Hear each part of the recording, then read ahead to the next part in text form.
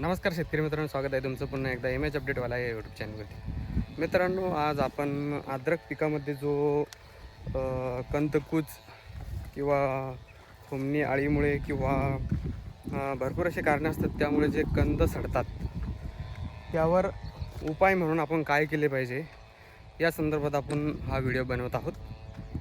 आपण बघू शकता, हा आमचा 1 एकरचा प्लॉट आहे अद्रकचा. यामध्ये आत्ताच आपण एक बुरशीनाशक आणि एक अळीनाशक अशी कॉम्बायनेशन करून फवारणी घेतलेली आहे. आणि यामध्ये आता कुठं कुठं काही ठिकाणी काय आहे असं स्पॉटमध्ये दिसत आहे. हे बघू शकता तुम्ही इथं, या अशा प्रकारे तुम्हाला स्पॉट लागलेले दिसत आहे. हा जो कोंब आहे आता इथं तुम्ही बघू शकता, पूर्णतः वाळलेला आहे. असा हा पूर्ण वाळलेला कोंब आहे.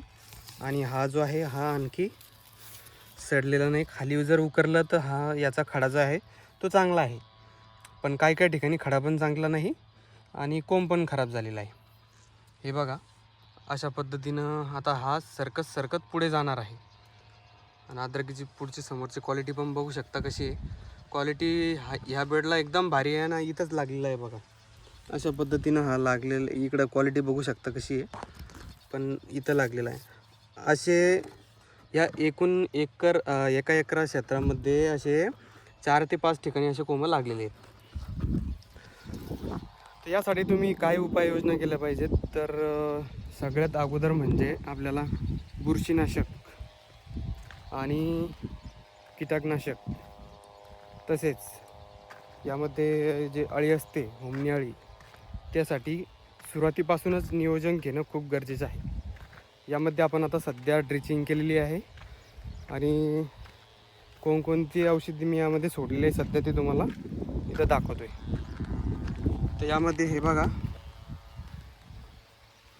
बायोविटा सीविड हे आपण याच्यामध्ये सोडलेलं आहे. हे काय काम करेल,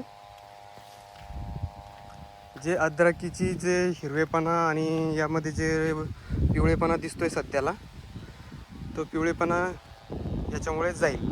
कारण की याच्यामध्ये जे आहे मायक्रोन्यूट्रियंट अवेलेबल आहे आणि हे बायोस्टिम्युलंट असल्यामुळे हे त्याचं पण काम करते, टॉनिकचं पण काम करते. हे ज़्यादातर सरकी पिकामध्ये, आपलं कापूस पिकामध्ये आणि सोयाबीन वगैरे याच्यामध्ये फवारल्या जातं जास्त करून, आणि अद्रकीमध्ये पण सुद्धा चालतं. हे आपण याचा यंदाच प्रयोग करत आहोत. म्हणजे अगोदर आपण हे औषध वापरलेलं नाही आहे, मायक्रोन्यूट्रियंट वापरत होतो, पण आता पहिल्याच वेळेस आपण हे औषध वापरत आहोत. तर याच्यामध्ये तुम्हाला जे हे अमिनो ॲसिड आणि सीविड एक्स्ट्रॅक्ट बघायला मिळतं, जे की आपल्या पिकामध्ये ग्रोथ होण्यासाठी, आणि मॅक्रोन्यूट्रियंटसुद्धा याच्यात अवेलेबल आहेत. हे आपल्या पिकाला पोषक अन्नद्रव्य, पांढऱ्या मुळ्यांची संख्या वाढवण्यासाठी, याच्यासाठी हे उपयुक्त असतं. अद्रक पिकामध्ये याचा फायदा असा होतो की जो सध्या पिवळापणा किंवा मॅक्रोन्यूट्रियंटची कमतरता, जिथे पांढऱ्या मुळ्या वाढत नाही आहे, हे बघा. आता हे बांधाकडचे जे झाडं आहेत अद्रकीचे, हे बघा कसे असे करपल्यासारखे दिसत आहे तुम्हाला. आणि कुठं काय आहे, हे असे बारकाले झाडं आहेत. तर याच्यामध्ये काय असतं, मुळ्या कमजोर असतात. मुळ्या कमजोर झाल्यामुळे हे वाढ घेत नाही. पोटॅशची कमतरता असते, मायक्रोन्यूट्रियंटची कमतरता असते, त्याच्यामुळे हे वाढत नाही. तर त्याची कमतरता हे जे औषध आहे हे भरून काढतं. याच्यामुळे आपण हे आता 1 लिटरचा जो पॅक आहे तो हा 1 एकरचं क्षेत्र आहे याच्यामध्ये सोडलेला आहे, आणि याचा फायदा नक्कीच या अद्रक पिकाला होणार आहे. त्याच्यानंतर आपण याच्यामध्ये करपा हा थोड्या जास्त प्रमाणात दिसला होता, आता थोडा कंट्रोलमध्ये आलेला आहे. तुम्ही ग्रीनरी बघू शकता, व्हिडिओमध्ये तुम्हाला दिसत पण असेल ग्रीनरी.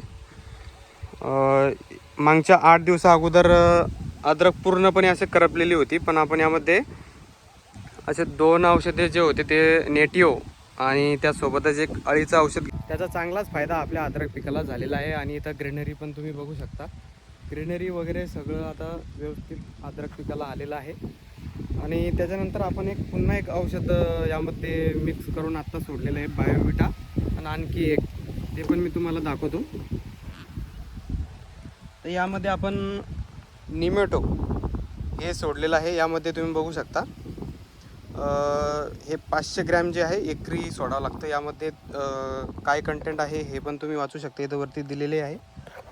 आणि हे कशासाठी आहे तर निमोटो म्हणजे निमोटोड जो असतो तो कंट्रोल करण्यासाठी हे औषध वापरलं जातं. यामध्ये सूत्रकर्मी जे निमोटोड असतात त्याच्यामध्ये भरपूर असे जे मुळ्याचे रोग असतात हे सगळे कवर होतात.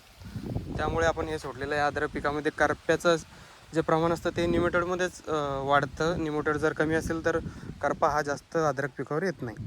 त्यासाठी आपण हे पण सोडलेलं आहे यासोबतच. अशा पद्धतीनं आपलं नियोजन आहे. सध्या करपा तर आता थोडाफार प्रमाणात दिसतो आहे आणि स्पॉटिंग पण सुरू झालेली आहे थोड्या प्रमाणात. आता जसं जसं पाऊस वाढेल तसे तसे ही जी स्पॉटिंग आहे लागलेली ही थोडीफार वाढणार आहे. त्यासाठी आपण यामध्ये बुरशीनाशक पण उद्या सोडणार आहोत. एकाच दिवशी आपण हे तिन्ही औषधं सोडत नाही, कारण की यामुळे औषधांचा जे डोस असतो तो ओव्हरडोस होतो. पीक जे असतं स्ट्रेसमध्ये जातं, त्यामुळे आपण एकदाच सोडत नाही आहे. अशा पद्धतीने आपलं हे नियोजन असतं. आणि आता उद्या आपण याला बुरशीनाशक सोडणार आहोत, मॅटॅलेक्झम, मॅट्रिक्स वगैरे. आणि आता सध्या याच्यावर पाणी आपण सोडून दिलेलं आहे. अर्धा एक तास हे भिजणार आहे. त्यानंतर आपण करून टाकणार आहोत, कारण की जास्त पण पाणी अद्रकीला गरजेचं नाही. आणि इथं तुम्ही अद्रकीची क्वालिटी पण बघू शकता कशी आहे.